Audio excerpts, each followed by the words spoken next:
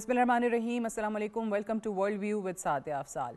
भारत आलमी सफारती तन्हाई और बढ़ते हुए मौशी दबाव का शिकार हो रहा है।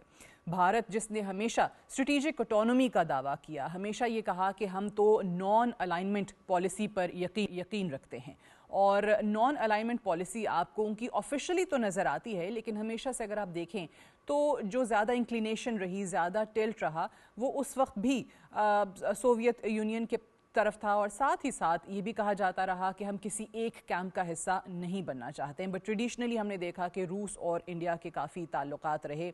फिर कोल्ड वॉर के दौरान भी आपको ये तमाम तर चीज़ें नज़र आती रहीं, और फिर यूएसएसआर के कोलैप्स होने के बाद भी हम देखते हैं कि रूस के साथ साथ अमेरिका की तरफ भी हाथ बढ़ाया गया, और वहाँ भी ये कोशिश की गई कि मामलात जो हैं वो हमारे बेहतर हो जाएं, जिसमें इतनी बेहतरी आई कि अमेरिका की तरफ से बाकायदा तौर पे अगर आप देखें तो भारत की जो इकोनॉमिक लिबरलाइजेशन है उसको आगे बढ़ाने में अमेरिका का बहुत बड़ा हाथ था।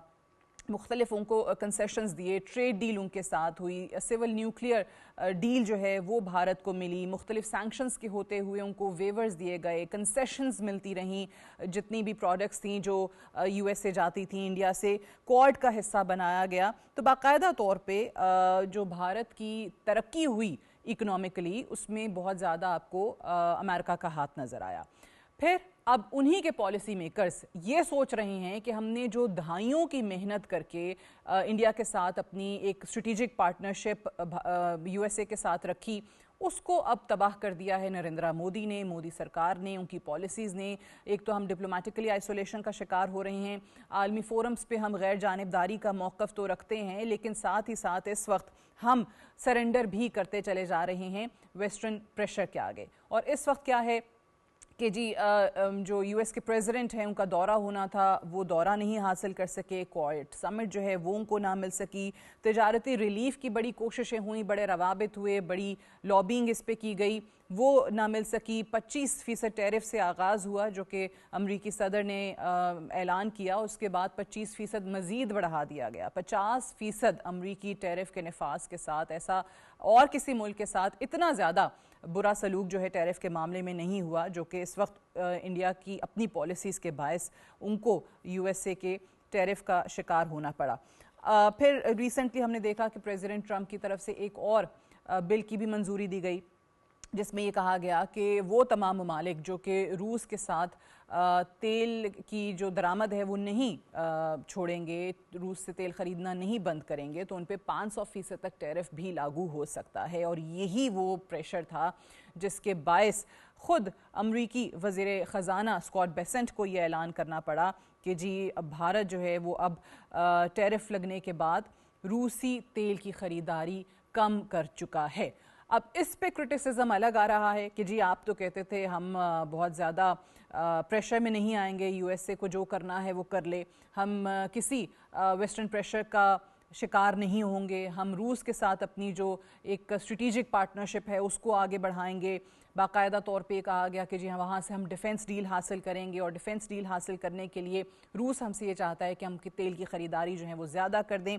लेकिन अब यही भारत आलमी फोरम्स पे, जैसे मैंने कहा कि गैर जानिबदारी और फिर किसी और दूसरे मुल्क की सालिसी को कबूल ना करना, मिसाल के तौर पे जैसे प्रेसिडेंट ट्रंप ने पाकिस्तान और इंडिया के मामले में कहा था कि जी कश्मीर सबसे बड़ा एक इशू है, उस पर भी सालिसी के लिए ऑफ़र कर दी थी। फिर वॉर रुकवाने में भी उन्होंने कहा कि जी मीडिएशन उनकी तरफ से हुई थी। ये तमाम वो चीज़ें आती रही हैं जिसको भारत रद्द करता आया है।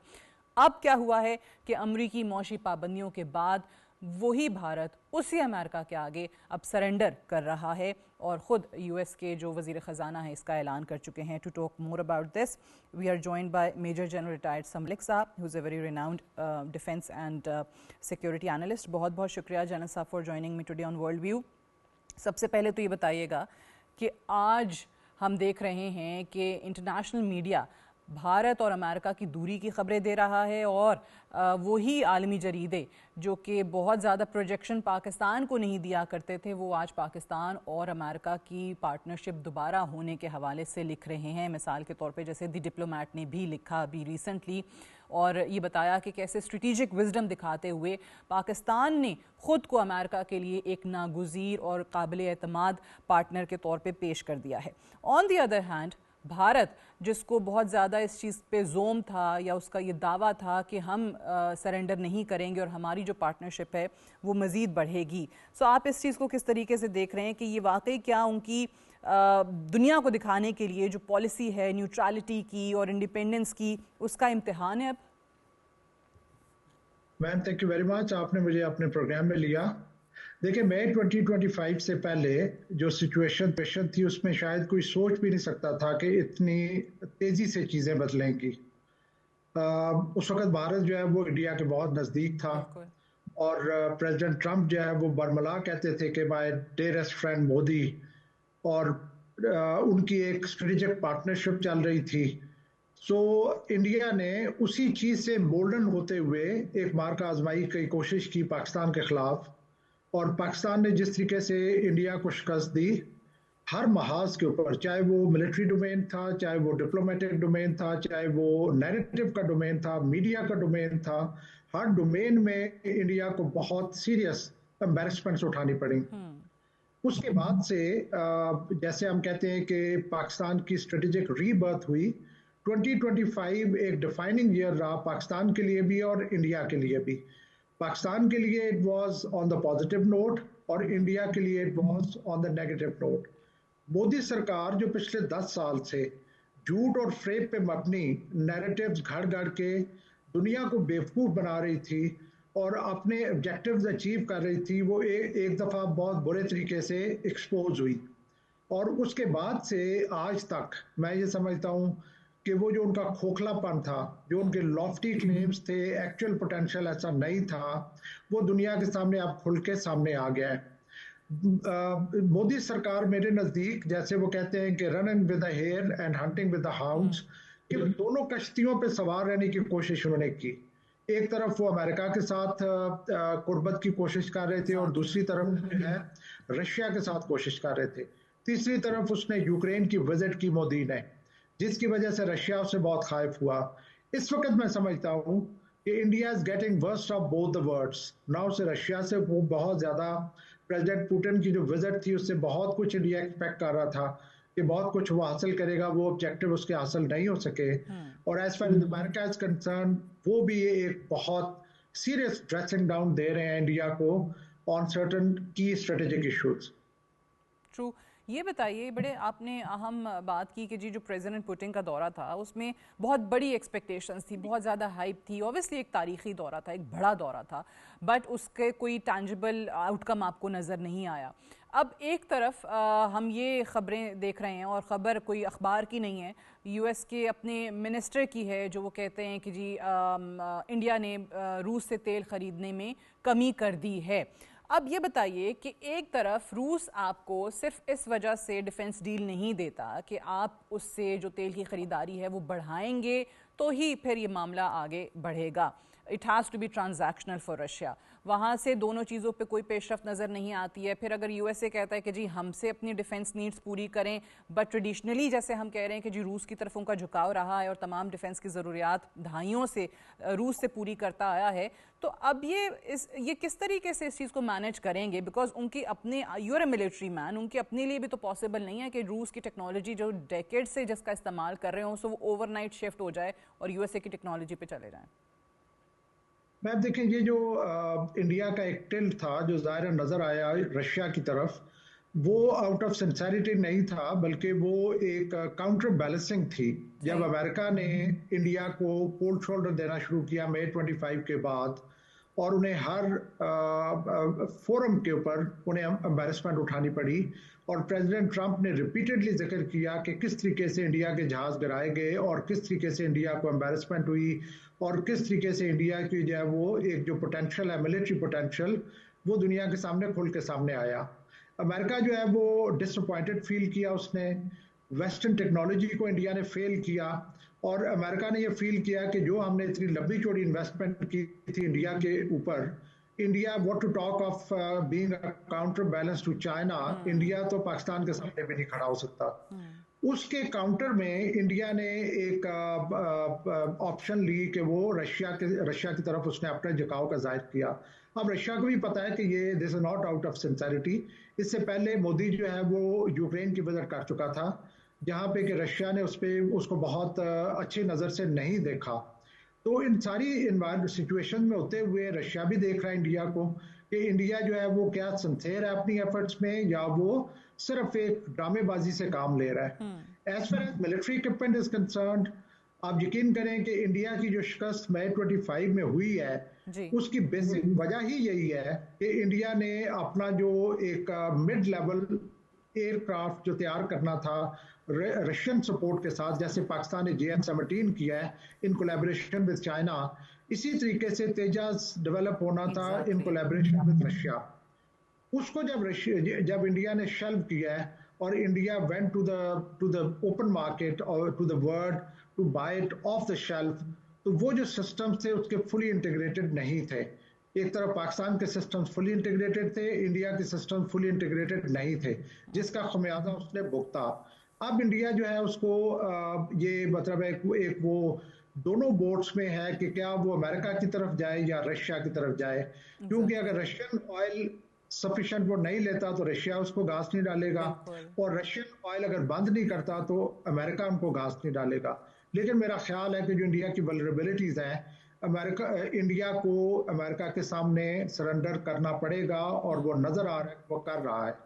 صحیح، جیسے کہ امریکہ نے خود اب اس چیز کا باقاعدہ طور پہ اعلان کر دیا ہے کہ جی جو انڈیا پہ ہم نے ٹیرف لگایا تھا اس کے بڑے مثبت نتائج اب سامنے آ رہے ہیں، اور وہ مثبت نتائج فار دیم کیا ہیں کہ وہ روس سے تیل کی خریداری کم کر چکے ہیں، اس کا وہ ذکر کر رہے ہیں. لیکن اس سے جنرل صاحب یہ فرمائیے گا کہ ان کا جو اسٹریٹجک اٹونومی کا ایک دعویٰ ہے وہ کہاں جاتا ہے کہ جی ہمیں کوئی فرق نہیں پڑتا ہے، ہم کسی دباؤ میں نہیں آ سکتے ہیں، ہم ہمیشہ سے یہ سٹانس مینٹین کرتے آئے ہیں کہ ایک خاص بلاک کا حصہ نہیں بنیں گے. So it's basically strategic autonomy versus western pressure. اس وقت ویسٹرن پریشر جو ہے وہ حاوی آ چکا ہے، کیونکہ ان کو نظر آ رہا ہے کہ ٹیرف کے بعد ان کی جو اکانومی ہے اس کی گروتھ میں نمایاں کمی آ چکی ہے. سو یہ کس حد تک ان کو اپنے گھر میں نقصان پہنچا رہا ہے؟ جیسے میں انٹرو میں بھی ذکر کر رہی تھی کہ اگر آپ دیکھیں تو بہت زیادہ اکانومسٹس ہیں وہ اس بات پہ آپ کو پریشان دکھائی دیتے ہیں کہ جی ہم نے تو اتنی محنت کر کے امریکہ کے ساتھ اسٹریٹجک پارٹنرشپ ڈیولپ کی تھی، ایک راستہ کھولا تھا، ہماری پروڈکٹس کے لیے سب سے بڑی مارکیٹ جو ہے وہ امریکہ تھا. سو یہ ہوا کیا ہمارے ساتھ؟ دیکھیں انڈیا جو ہے وہ ہسٹوریکلی نان الائنڈ رہا ہے، اور اس نے کوشش ضرور کی ہے کہ وہ کسی بھی کیمپ میں شامل نہ ہو، اور اس سے اس نے بینیفٹ بھی اٹھائے ہے، اور اس نے اپنے آپ کو دنیا میں ظاہر کیا کہ میں نان الائنڈ موومنٹ کا ایک چیمپئن ہوں. اب جب کہ یہ جو بدلتی دنیا کے حالات ہیں اس میں انڈیا کی کوشش یہ تھی کہ وہ امریکہ سے تو سب کچھ حاصل کر لے، لیکن یہ ہے کہ اس کو ڈیلیور نہ کرنا پڑے. ویئرز امریکہ کی ڈیزائر یہ تھی کہ اگر وہ انڈیا پہ انویسٹ کر رہا ہے، اگر وہ انڈیا کو تیار کر رہا ہے اس کاؤنٹر بیلنس ٹو چائنا، تو India at the time of need deliver کرے گا. لیکن کئی جو اینالسٹ ان کا خیال تھا کہ انڈیا جو ہے وہ امریکہ سے فائدہ تو پورا اٹھائے گا، لیکن جب کوئی ایسی سچویشن آئی تو اس وقت بیک آف کر جائے گا. تو یہ وہی شاطر اور ایک دوغلا پن ہے انڈیا کا جو کہ ان کے انٹرنل فرنٹ پہ بھی نظر آتا ہے، ود ان دا ریجن بھی نظر آتا ہے، دنیا کے لیول پہ بھی نظر آتا ہے، کہ وہ چاہتا ہے کہ وہ دوسروں کو بیوقوف بنائے اور سارا کچھ حاصل کر لے لیکن ڈیلیور کچھ نہ کرنا پڑے. میرا خیال ہے کہ ایک ایسپیکٹ ہے جو کہ امریکہ نے فیل کر لیا، اور امریکہ نے سمجھا کہ جس ہارس کے اوپر ہم بیٹ کر رہے ہیں اس میں ایسا پوٹینشیل اور اس میں ایسی ول نہیں ہے کہ وہ یہ کرے. ان کے جو اسٹریٹجسٹ ہیں انہوں نے ڈیفینیٹلی ایک بہت اچھا راستہ کریٹ کیا تھا، لیکن جس طریقے سے انڈیا اپنی فارن پالیسی میں دوغلے پن کا شکار رہا ہے وہ میرا خیال ہے کہ بہت برے طریقے سے سب کے سامنے آ چکا ہے. اچھا، لیکن اب اس میں جیو اکنامک شفٹس ان کی طرف سے کیا نظر کیا آ سکتے ہیں؟ اوبویسلی اگر آپ نے یہ کہا کہ اپنی عوام کو بتایا کہ آپ کو اگر تیل سستا مل رہا ہے آپ کے بلز کم آ رہے ہیں تو کیونکہ ہم بڑا سستا تیل خرید رہے ہیں روس سے اور یہ ہم جاری رکھیں گے کیونکہ آپ کا فائدہ ہے. عوام کو ایک طرف آپ نے یہ پکچر دکھائی لیکن اب پتہ چلتا ہے کہ وہ تیل جو ہے آپ نے خریدنا روس سے کم کر دیا ہے. سو اس چیز کو کہیں نہ کہیں ڈائیورسیفائی بھی کرنے کی کوشش کریں گے اگر ہم نے رشین امپورٹ پہ اپنا جو انحصار ہے اس کو کم کرنا ہے تو پھر اور آپشنز اس میں کیا بچتے ہیں ان کے پاس؟ دیکھیں جو مجھے یاد ہے کہ جے شنکر نے بہت بولڈلی ایک دفعہ ایک پریس کانفرنس میں کہا تھا کہ وائل یورپ اور یو ایس اپنے انٹرسٹ کو لک آفٹر کرتے ہیں ہم اپنے انٹرسٹ کو لک آفٹر کریں گے. Europe and U S can not dictate us. میرے نزدیک وہ جس کو کہتے ہیں نا کہ they try to bite more than what could they chew. انہوں نے اپنی بہت زیادہ جو ہے وہ انڈیپینڈنس ڈسپلے کرنے کی کوشش کی جو کہ بیکڈ اپ نہیں تھی by their overall strength and national potential. ابھی as far as their other options are concerned ہم دیکھ رہے ہیں کہ جب سے امریکہ اور یورپ میں پرابلمس اور ڈفرینسز آئے ہیں ڈائیورسٹیز آئی ہیں تو ریسنٹلی ای یو کی جو ہیڈ ہیں انہوں نے یہ کہا تھا کہ ہم مدر آف آل ڈیلز کرنے جا رہے ہیں انڈیا کے ساتھ. تو اس طرح کی اوپننگز ان کو مل رہی ہیں. You a E also went for a defence agreement with India. تو یہ کچھ ایسی آلٹرنیٹ آپشن ان کو مل رہی ہیں جس سے وہ بیلنس کر سکتے ہیں. لیکن ہیونگ سیڈ دیٹ ان کو اسٹل امریکہ کی جو ڈیمانڈز ہیں ان کو پورا کرنا پڑے گا. اوبیسلی وہ ویسے تو ان کی وہ نیوزی لینڈ کے ساتھ بھی ایک ٹریڈ ڈیل ہوئی ہے ریسنٹلی لیکن اس پہ نیوزی لینڈ کے اندر جو ہے وہ زیادہ کرٹیسزم آ رہا ہے کہ جی ہمیں اتنا فائدہ نہیں ہے جتنا انڈیا کو فائدہ ہے. اور جیسے آپ نے کہا کہ کیونکہ یو ایس اے سب سے بڑی مارکیٹ جو ہے وہ انڈیا کی پروڈکٹس کے لیے رہی ہے اور ہے اب وہ اگر گنجائش کم ہوتی ہے تو سب سے زیادہ نقصان ان کو وہاں سے ہوگا. یہ فرمائیے گا جیسے ہم بات کر رہے ہیں کہ اوبیسلی آپ کو پرانا ورلڈ آرڈر ٹوٹتا ہوا دکھائی دے رہا ہے آپ کو نظر آ رہے ہیں کہ جی مختلف الائنسز بن رہے ہیں مختلف شفٹس نظر آ رہی ہے. یہ جو کہا جاتا ہے کہ جی ہم کسی ایک بلاک کا حصہ نہیں بنیں گے اور نیوٹرل رہیں گے ہر ملک کے ساتھ اپنے مفادات کو سامنے رکھتے ہوئے تعلقات بنائیں گے. اب ایسے میں پاکستان کے حوالے سے جو لکھا جا رہا ہے کہ بیک وقت میں ایران اور سعودی عرب کے ساتھ بھی تعلقات اچھے ہیں چائنا اور امریکہ کے درمیان بھی بڑا زبردست بیلنس نظر آتا ہے. یہ یو ایس کے اپنے اخبارات ان کے اپنے میگزینز جو ہیں وہ اس حوالے سے لکھ رہے ہیں. سو اس چیز کو کس طریقے سے پاکستان جو ہے وہ آگے لے کر بڑھ سکتا ہے جب آپ کو یہ بتایا جا رہا ہے کہ آپ ایک انیویٹیبل پارٹنر بن چکے ہیں اس وقت یو ایس اے کے لیے. آپ کو یہ بتایا جاتا ہے کہ جی پاکستان نے جو اسٹریٹجک دانش مندی دکھائی ہے اس کے بعد آپ نے F-16 طیاروں کے اپ گریڈ کے لیے امریکی منظوری حاصل کر لی. آپ نے جو پاکستان کا ایک چائنا کے حوالے سے موقف ہے وہ بھی بتا دیا یو ایس اے کو بڑا کلیئرلی. آپ نے امریکہ سے جو بلوچ لبریشن آرمی اور مجید بریگیڈ تھے وہ دہشت گرد تنظیمیں وہ ان کی فہرست میں بھی ڈلوا دیا. سو بیسکلی آپ جو چاہ رہے ہیں وہ آپ اس وقت حاصل کرنے کی پوزیشن میں ہیں. ہم اسی پوزیشن میں آگے بھی رہیں اس کے لیے کیا کرنا ہوگا؟ میم دیکھیں 2-3 چیزیں جو ہمیں ملحوظ خاطر رکھنی ہوں گی. سب سے پہلی بات تو یہ ہے کہ امریکہ جو ہے وہ یہ ایک اسٹیبلش فیکٹ ہے کہ ایک ڈکلائننگ پاور ہے اور چائنا جو ہے وہ رائزنگ پاور ہے. چائنا جو ہمارا نیبر ہے اور امریکہ ایک ڈسٹنٹ پاور ہے. جب کبھی مطلب یہ جو بیلنس ہے یہ ٹلٹ ہوتا ہے further in favour of China تو یو ایس نے شرنک کرنا ہے اپنی back to its own territory اور آلریڈی ہمیں پروسیس نظر آ رہا ہے. وہ یو ایس دنیا میں اپنے ول اپنی ریٹ کو ایکسرسائز کرتا تھا آج ویسٹرن ہیمسفیئر کے بارے میں فکر مند ہے کہ نارتھ سے گرین لینڈ اور اس راستے سے western hemisphere is being threatened اور سینٹر سے پاناما کینال کی سچویشن میں there are influences being exercise by China. تو ان چیزوں کو دیکھتے ہوئے میری اوپینین میں جو فیوچر ہے پاکستان کا that is linked with China because China نے ہمیشہ سے ہمیں through thick and thin support کیا ہے. ایون ریسنٹ جو 25 میں ہمارا جو کانفلکٹ ہوا انڈیا کے ساتھ اس میں بھی جس طریقے سے چائنا ہمارے ساتھ اسٹوڈ لائک اے راک اس نے ہمیں بہت زیادہ آئی وڈ سے کہ ہمیں ایک strength the.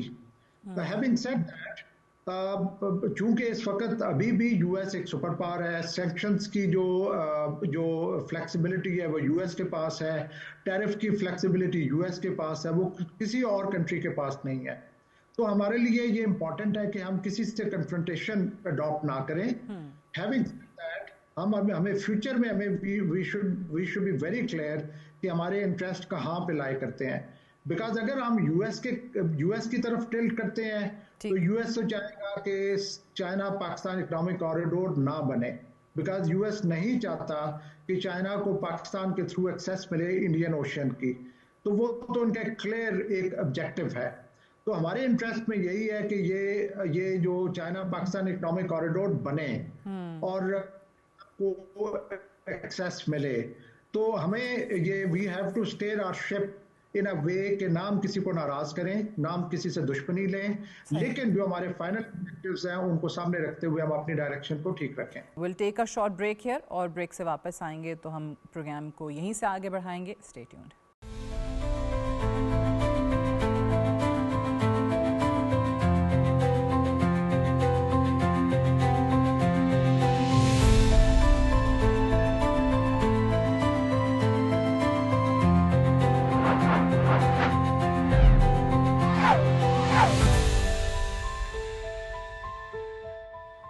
Welcome back to World View with Sadia Afzal. روس اور یوکرین کی جنگ چوتھے سال میں داخل ہو چکی ہے.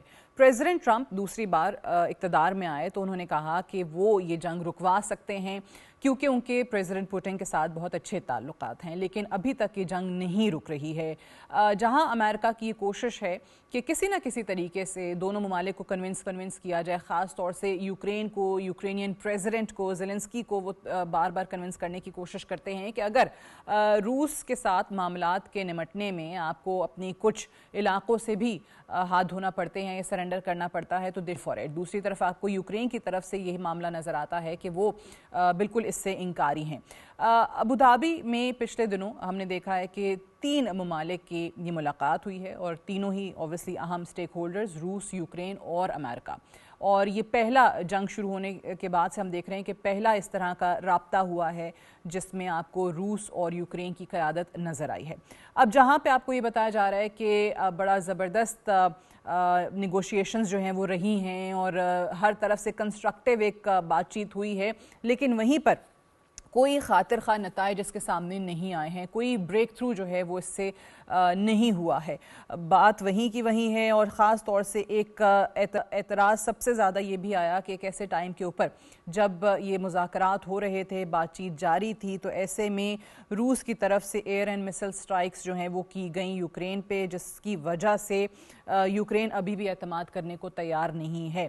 کیا ہو سکتا ہے آنے والے دنوں میں, کتنا ضروری ہے اس وقت کہ اس وار کو روکا جائے, اور ساتھ ہی ساتھ جو امریکہ کا اس میں انٹرسٹ ہے سیز فائر میں, اس کی بھی ذرا بات کریں گے, کیونکہ اس انٹرسٹ کے خلاف آپ کو اس وقت جاتا ہوا اس وقت پورا یورپ, جو کہ امریکہ کا سب سے بڑا اتحادی رہا ہے ہمیشہ سے, وہ نظر آتا ہے, جو یہ نہیں چاہتے ہیں کہ پریزیڈنٹ پوٹن کی ٹرمز کے اوپر ہم اس وار کو کسی انجام تک پہنچائیں.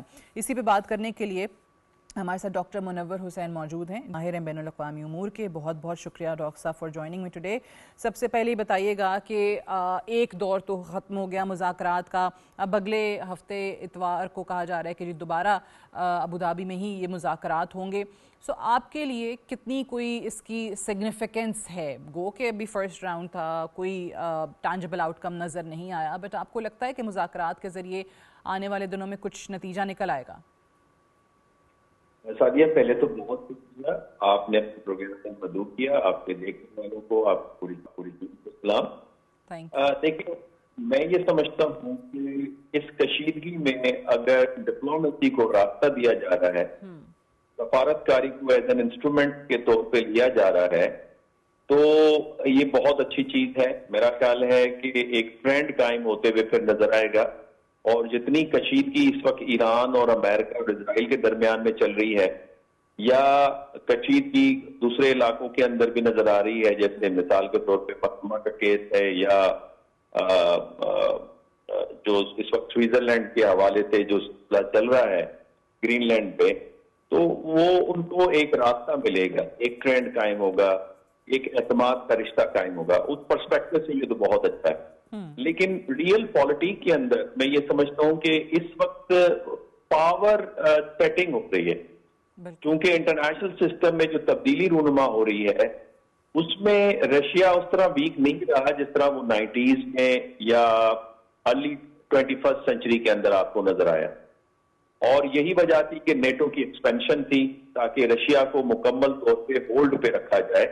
اور یہ ایک انڈرسٹینڈنگ تھی امریکہ میں اور یورپ میں کہ رشیا کسی وقت بھی ریسرجنٹ کر سکتا ہے.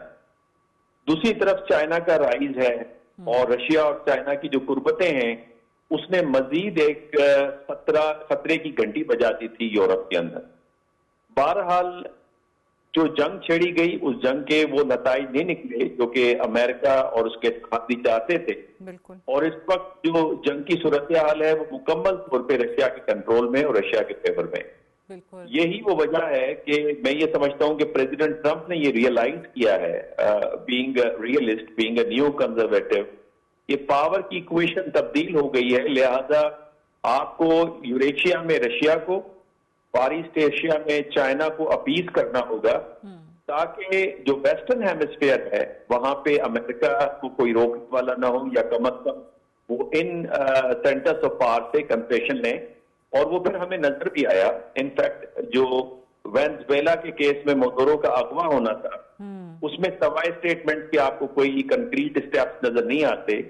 گرین لینڈ کے معاملے پہ بھی کوئی کنکریٹ اسٹیپس نظر نہیں آتے. البتہ جو مڈل ایسٹ کا تھیٹر ہے اس میں ایک نیا میکینزم بنتے آپ کو نظر آیا جس میں پاکستان جس کے بڑے گہرے تعلقات ہیں چائنا کے ساتھ اور امریکہ سے بہتر ہیں, ترکی جس کے نیٹو کے ممبر کی حیثیت سے یورپ کے ٹھیک تعلقات ہیں, اور سعودی عرب جو کہ امریکہ کے بہت قریب ہے. وہ میکینزم سب کے لیے میرے خیال ایکسیپٹیبل ہے. اور اس میں جب پریزیڈنٹ ٹرمپ ایک ایسرٹیو پوزیشن لیتے نظر آتے ہیں تو تب چائنا اور رشیا کی طرف سے آپ کو ری ایکشن بھی نظر آتا ہے. تو جہاں تک یوریشیا کا معاملہ ہے میرا خیال ہے اس میں زیادہ کنسیشن جو ہے رشیا کو ملیں گی.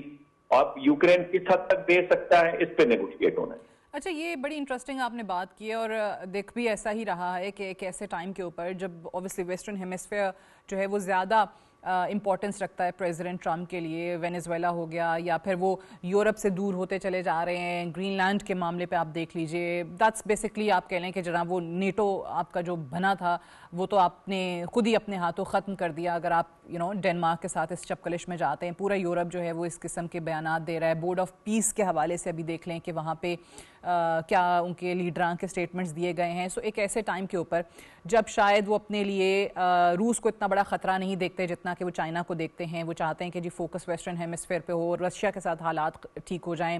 ہی از ہوپ فل کہ جی رشیا جو ہے وہ ان کے بورڈ آف پیس کو جوائن کر لے گا. پریزیڈنٹ پوٹن نے کہا is willing to pay $1 billion and join this board. Obviously آگے وہ حالات دیکھ کے ڈیسیجن لیں گے. سو آپ کو کیا لگتا ہے کہ اس وقت یہ جو تمام تر چیزیں پریزیڈنٹ ٹرمپ کرنا چاہ رہے ہیں اور یورپ جو ہے وہ یوکرین کا ساتھ دے رہا ہے اس معاملے کے اوپر, اور پریزیڈنٹ ٹرمپ کی پالیسی کے اگینسٹ جا رہا ہے کہ جی آپ پریزیڈنٹ پوٹن کو یہ موقع فراہم کر رہے ہیں کہ وہ اپنی شرائط کے اوپر اس جنگ کو ختم کر سکیں, تو پھر اگلی باری ہماری کسی ملک کی ہو سکتی ہے.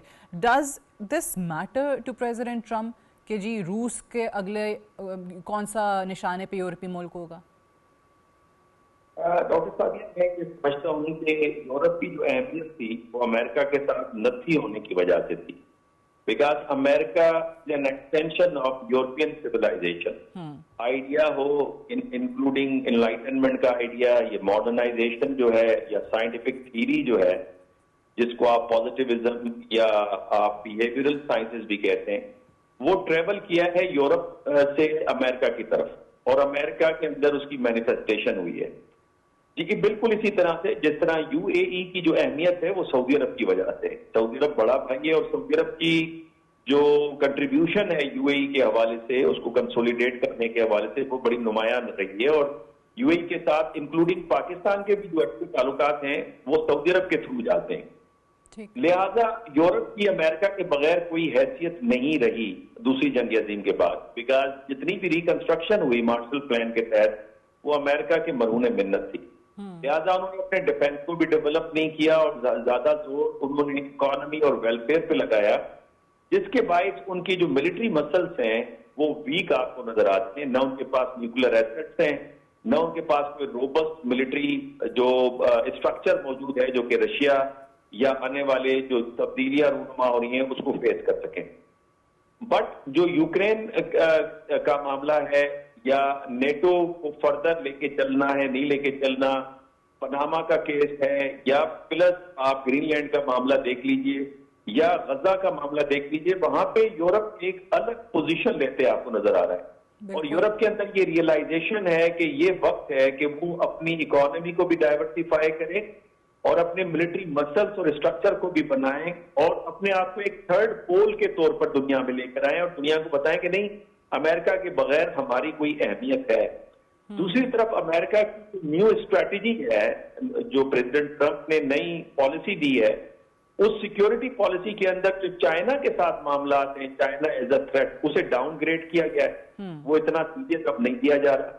رشیا کو بھی ڈاؤن گریڈ کیا گیا ہے اور سرپرائزنگلی ایران تو اس میں ہے ہی نہیں تھریٹ کے طور پہ. اور یہ وہ سوال ہے کہ پھر ایران کے اوپر ٹینشن کیوں ہے، اور اس کا جواب یہ ہے کہ خود امریکہ میں بحث چل رہی ہے کہ کیا پریزیڈنٹ ٹرمپ کی یہ امریکہ فرسٹ پالیسی ہے یا اسرائیل فرسٹ پالیسی ہے.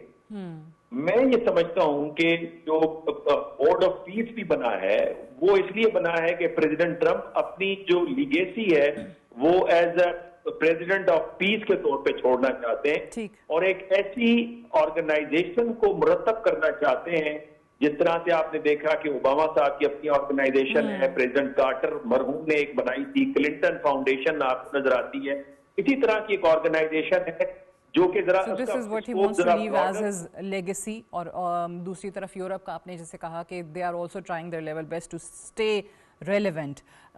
بہت بہت شکریہ ڈاکٹر منور حسین صاحب for joining today on World View. We'll take a short break here. Break سے واپس آئیں گے تو آپ دیکھ سکیں گے ہمارا ایڈیٹوریل سعدیہ سٹیک.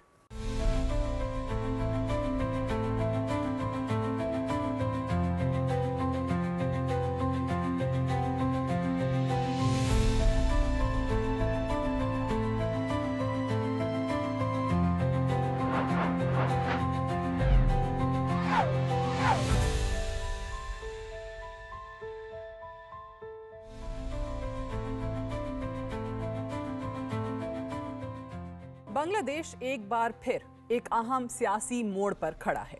ملک میں حسینہ واجد کی حکومت ختم ہونے کے بعد پہلے عام انتخابات 12 فروری کو منعقد ہونے جا رہے ہیں، جس کے لیے انتخابی مہم زور و شور سے جاری ہے. سابق وزیر اعظم حسینہ واجد کے خلاف تحریک چلانے والے نوجوانوں کی جماعت نیشنل سٹیزن پارٹی بھی عملی سیاست کے میدان میں پہلی بار قسمت آزمائی کرے گی، جس نے ڈھاکہ سے انتخابی مہم کا آغاز کر دیا ہے. بنگلہ دیش کی فضا جلسے، جلوس، نعروں اور وعدوں سے گونج رہی ہے، مگر اس انتخابی عمل کا سب سے نمایاں پہلو یہ ہے کہ ملک کی سب سے بڑی سیاسی جماعت عوامی لیگ انتخابی میدان سے باہر ہے. ان انتخابات میں جماعت اسلامی کو نہ صرف ایک دہائی بعد سیاست میں واپسی کا موقع ملا ہے، بلکہ وہ ایک بڑے انتخابی اتحاد کی قیادت کرنے کی پوزیشن میں بھی دکھائی دے رہی ہے. یہ صورتحال نہ صرف بنگلہ دیش کی داخلی سیاست بلکہ خطے کی مجموعی سیاسی سمت پر بھی گہرے اثرات مرتب کر سکتی ہے. عوامی لیگ جو شیخ حسینہ واجد کی قیادت میں طویل عرصے تک اقتدار میں رہی، بنگلہ دیش کی سیاست میں ایک مرکزی کردار کی حامل رہی ہے. اس جماعت نے بھارت کے ساتھ قریبی تعلقات کو اپنی پالیسی کا محور بنایا. تاہم حالیہ برسوں میں عوامی لیگ پر انتخابی دھاندلی، سیاسی مخالفین کے خلاف کریک ڈاؤن، اظہار رائے پر پابندیوں اور جمہوری اقدار کو کمزور کرنے کے الزامات لگتے رہے ہیں. انہی الزامات اور عدالتی اور سیاسی فیصلوں کے نتیجے میں عوامی لیگ کا انتخابی عمل سے باہر ہونا ایک غیر معمولی پیش رفت ہے. اور پھر عوام کا وہ غصہ جس نے برسوں اقتدار میں رہنے والی شیخ حسینہ واجد کو اقتدار سے چلتا کیا، اس کا منہ بولتا ثبوت ہے. انتخابی مہم میں شامل دیگر جماعتیں اس موقع کو ایک نئے بنگلہ دیش کے آغاز کے طور پر پیش کر رہی ہیں. ان جماعتوں کا موقف ہے کہ عوامی لیگ کے بغیر انتخابات دراصل عوام کو ایک متبادل سیاسی راستہ فراہم کر رہے ہیں، جہاں اقتدار چند خاندانوں یا جماعتوں تک محدود نہیں رہے گا.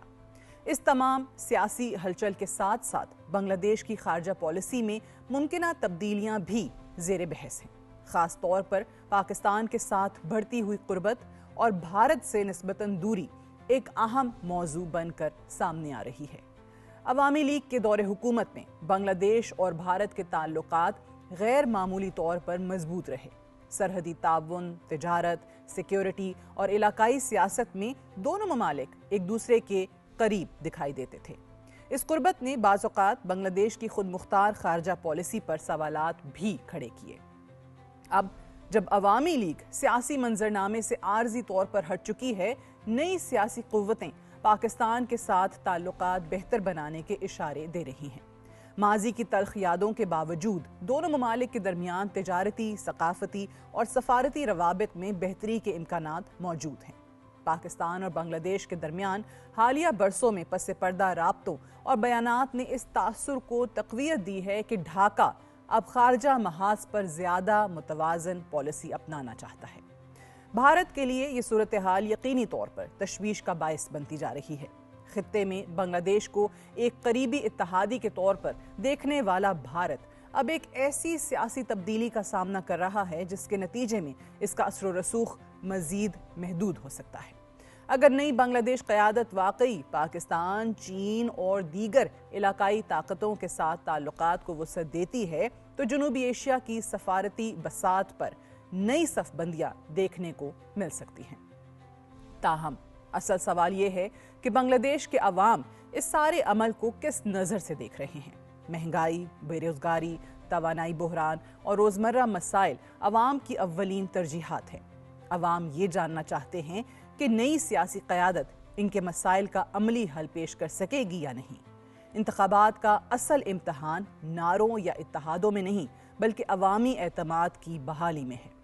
آخر میں یہ کہنا بے جا نہ ہوگا کہ بنگلہ دیش کے یہ انتخابات محض اقتدار کی تبدیلی کا معاملہ نہیں بلکہ ملک کی جمہوری سمت، داخلی استحکام اور خارجہ پالیسی کے تعین کا بھی فیصلہ کن مرحلہ ہیں۔ عوامی لیگ کی غیر موجودگی اور خطے میں بدلتے ہوئے تعلقات، یہ سب عوامل مل کر بنگلہ دیش کے مستقبل کی نئی تصویر تشکیل دے رہے ہیں۔ آنے والے دن یہ واضح کر دیں گے کہ آیا یہ انتخابات واقعی ایک نئے آغاز کی بنیاد بنتے ہیں یا محض ایک اور سیاسی تجربہ ثابت ہوتے ہیں۔ That's all for tonight. Good night and Allah Hafiz.